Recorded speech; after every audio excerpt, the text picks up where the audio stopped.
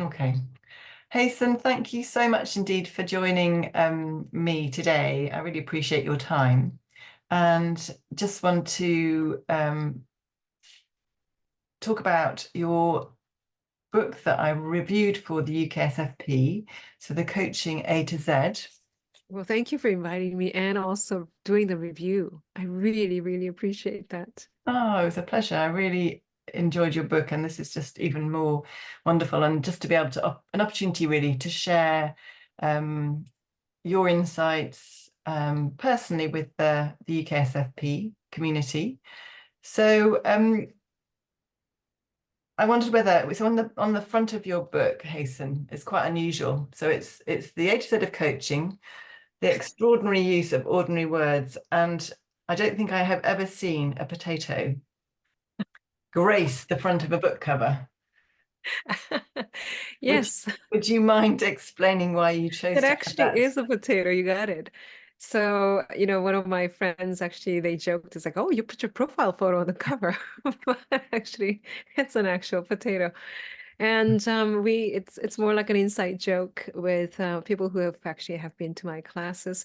I actually got that inspiration from David Bohm, who is a physicist, and also I consider him a philosopher who talks about this idea of dialogue and how dialogue actually grows like a root, like rhizomes. It's rhizomatic, like potatoes or ginger. So often I talk about this dialogue being that potato, like they grow like potatoes, and rather than growing like a tree. So we don't do root cause analysis, or we don't actually talk about, it's a different metaphor, but then I think the potato metaphor is really more fitting because it's generative. So when the publisher said, what do you want on your cover? I said, well, the title, and can I put the potato? It is there. Put what? I said, the potato. But then they're like, but there's nothing in the book that talks about the potato. And I was like, that's the point. It's an inside joke. So yes, that's why there's a potato on it. Okay, so dialogue and the fact that it's the kind of rhizome, and that from one tuber you get another. Is that what you're meaning? It's Yes, it's generative in a way that when we sit with another person and when we are making meaning, when we may not be, we're not making decisions, we're making meanings together. So then when we do that, when clients come in and sit with us, we may not say, so when did it first begin? And when was the first time you noticed it? So that's more diagnostic.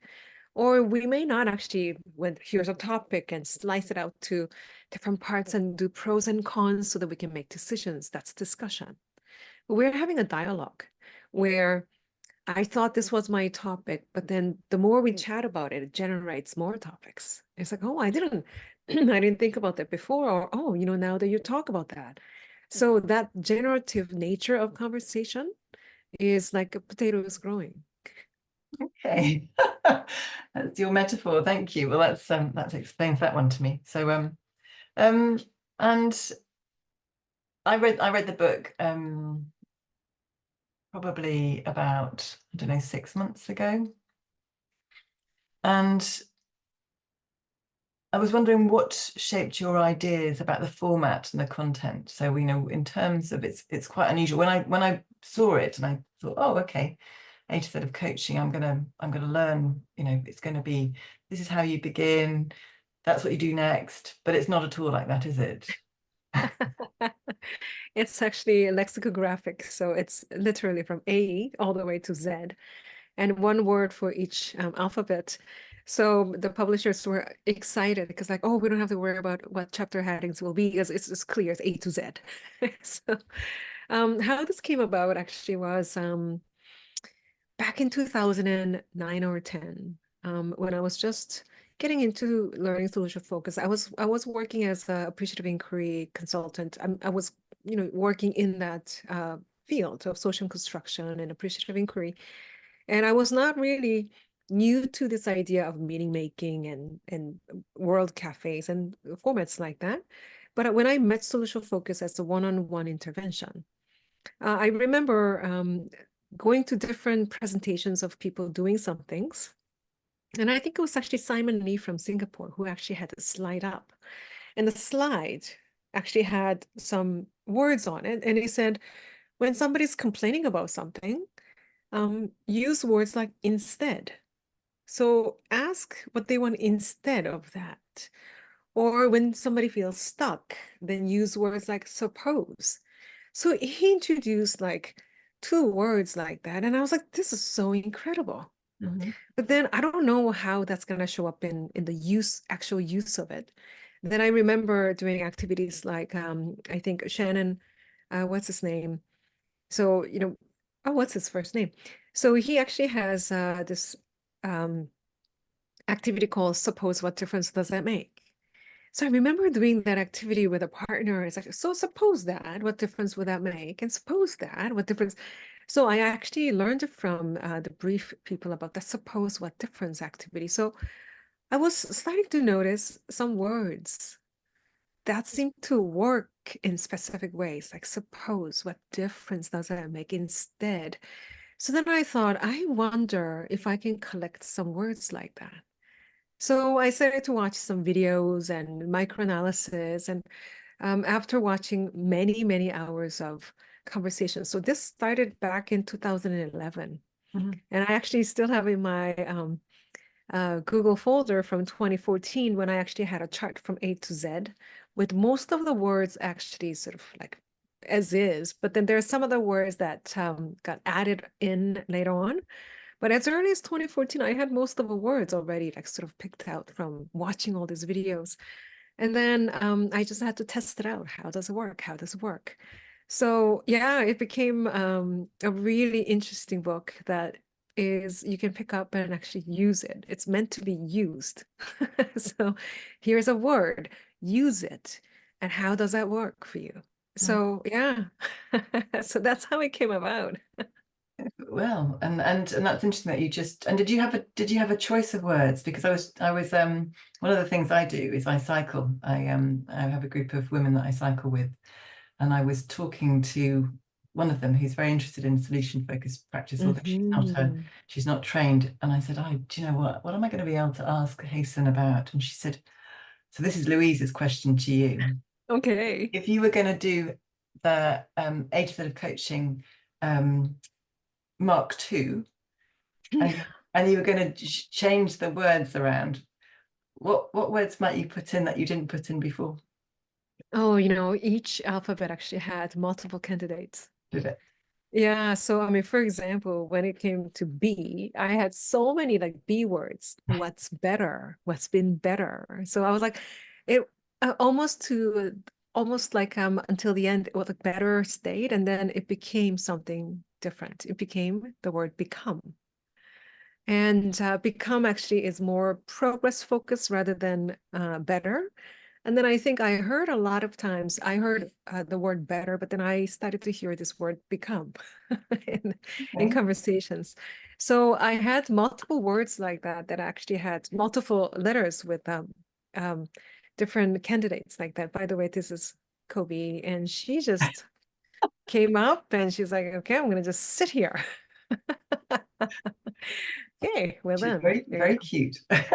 I know, and then I actually have 2 dogs here, so you will see like one arm here, and it's a different dog. So anyway, here we are. They're just fighting. They decide to fight on my lap. So yeah, so might you write a second edition with 26 different words?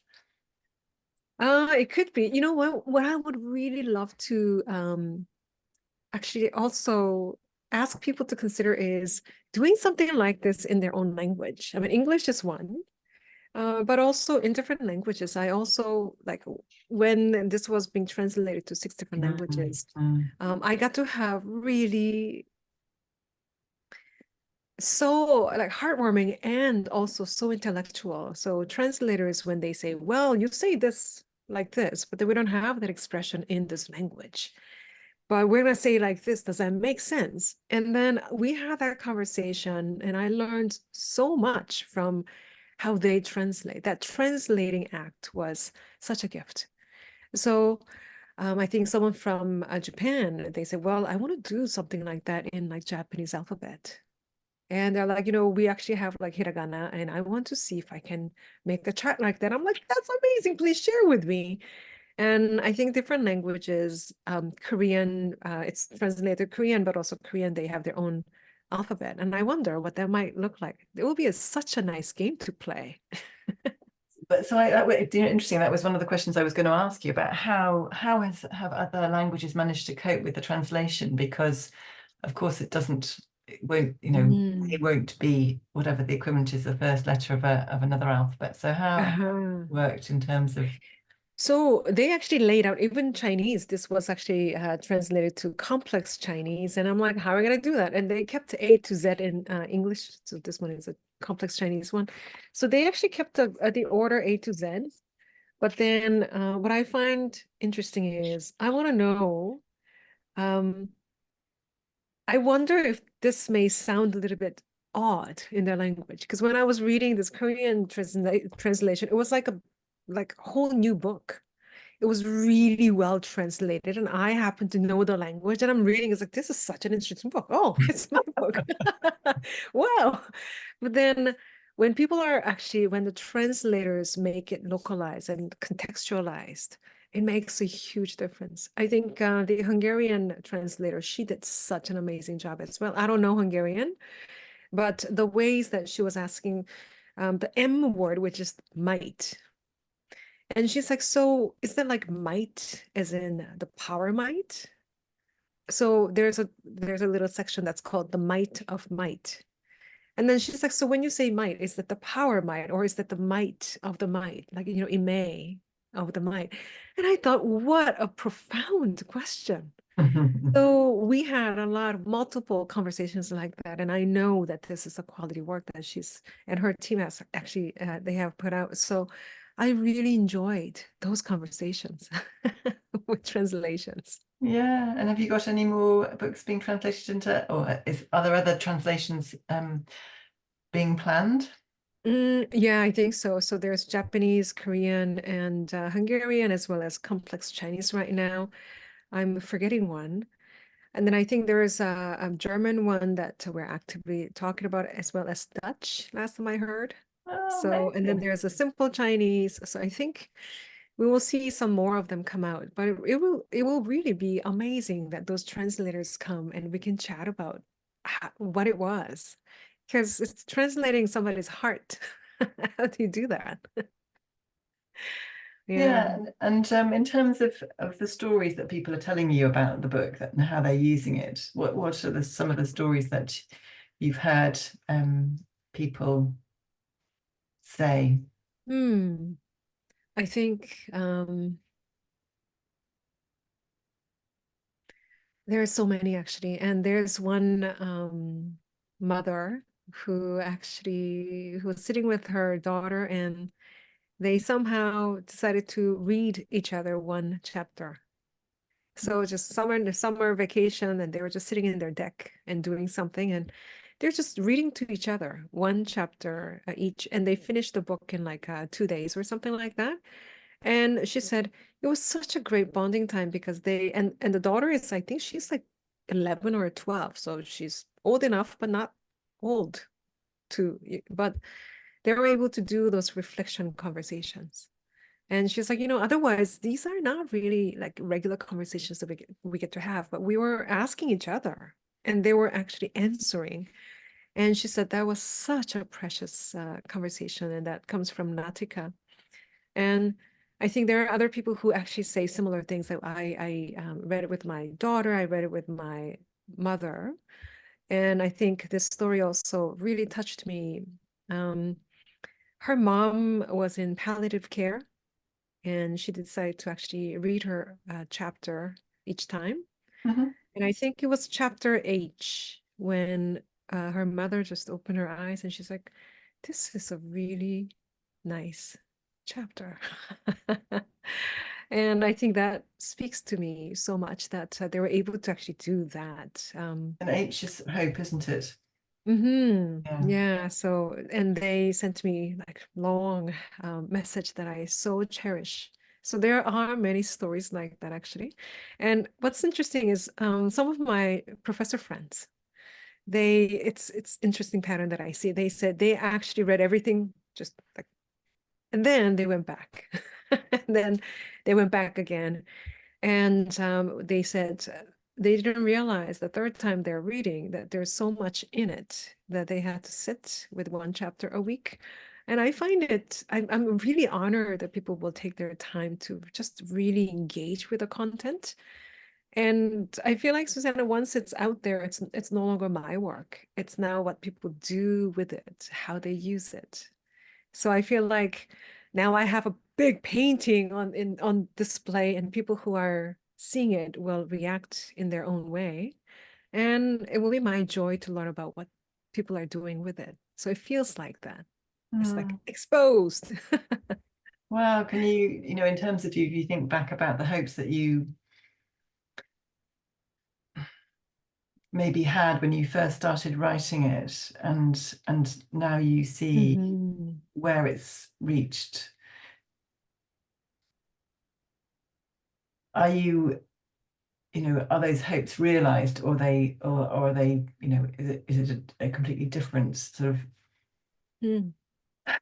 I'm not even thinking of the right words of saying it, but it's that kind of, when you start about the hopes of writing the book and then seeing actually how it is in the real time now, Mm.